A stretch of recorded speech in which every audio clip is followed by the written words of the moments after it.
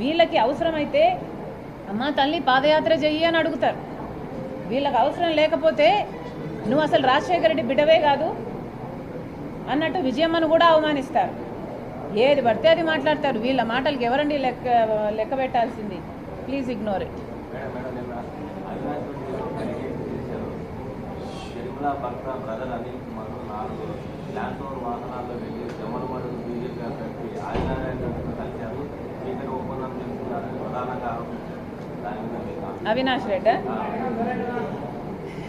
అవినాష్ రెడ్డి నా భర్త ల్యాండ్ క్రూజర్లో వెళ్ళి జమల్ మడుగు బీజేపీ లీడర్ని కలిశాడని ఆరోపణ చేశాడు అవినాష్ రెడ్డి గారు.